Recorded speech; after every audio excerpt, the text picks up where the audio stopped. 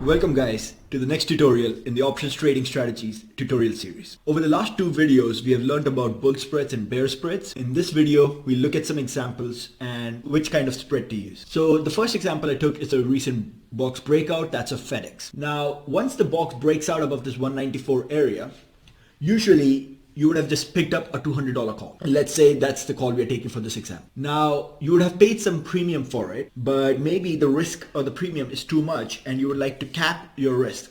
So what you can do, in addition to buying the $200 call, is you can sell the $210 call. For selling that call, you will get some premium that would reduce your risk, which you're putting in this trade.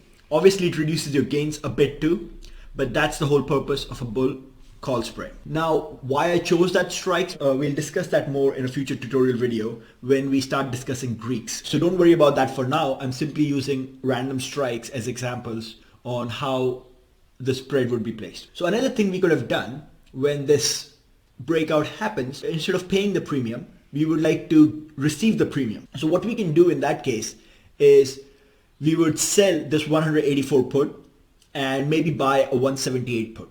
Now, intuitively, you should know that the put that's closer to the stock price is going to be more expensive. So we sold the more expensive put and we bought the cheaper one. Now, when the stock price starts to go higher, both these puts will lose value. But the more expensive one, the 184 one, will lose value faster compared to the 178 one. So if you need to buy back the 184 and sell the 178 in order to close your position, you would be buying this 184 cheaper than when you placed it. So as this value goes higher, the spread, the bull put spread, will lose value. Since you got paid premium to place this order, when you pay the premium to close this position, that's going to be a lot less than what you got paid. And that's how this position is placed. Now in this case, because the breakout is explosive, you would like the bull call spread. But let's look at an example where the breakout is not as explosive or sometimes the stock refuses to move. Monster. Monster had this breakout from this multi-month box and then has simply been moving sideways since.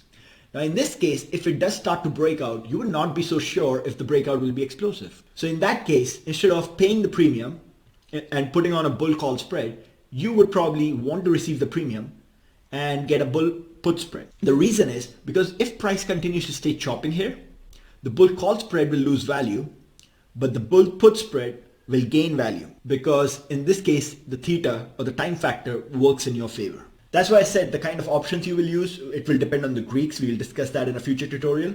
But right now, I simply want you to get an intuitive idea of if you're bullish with a bullish lean here because we got a multi-month box breakout. If you're bullish, what kind of spread you want to put, bull call or bull put. All right, let's look at another example of match. So in this case, we get a box and we have a bearish breakout. So once this breakout happens, you have two options. You can either put a normal put position. So for example, if this breakout is happening, what you would normally do is simply buy a put of, let's say, a $45 put and just write. Now you decided you do not want that, you want to cap your risk. So what you can do is you bought the 45 put and you, let's say, sell a 40 put.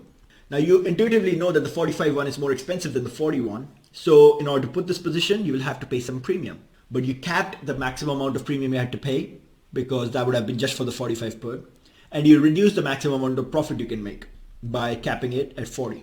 That's a normal bear put spread.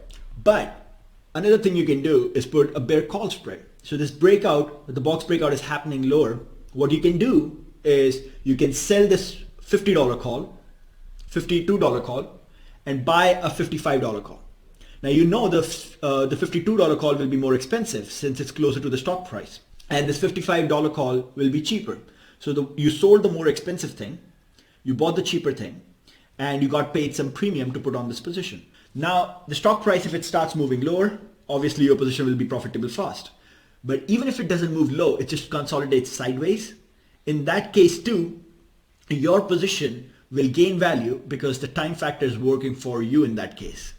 As long as the stock price on expiration is below this 52, you will pocket the entire premium. So those are the different scenarios in which we put the two kinds of bull spreads and the bear spreads. When you are getting a breakout, you have to decide if it will be an explosive breakout. Should you pay the premium to place on this trade, or if the breakout might fizzle out and you would rather have the premium on your side and have the theta burn help you out. So those are the kind of decisions you have to make when putting on these positions.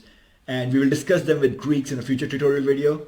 But for now, I hope you get an idea of when a breakout is happening, the different options you have in order to put on a position.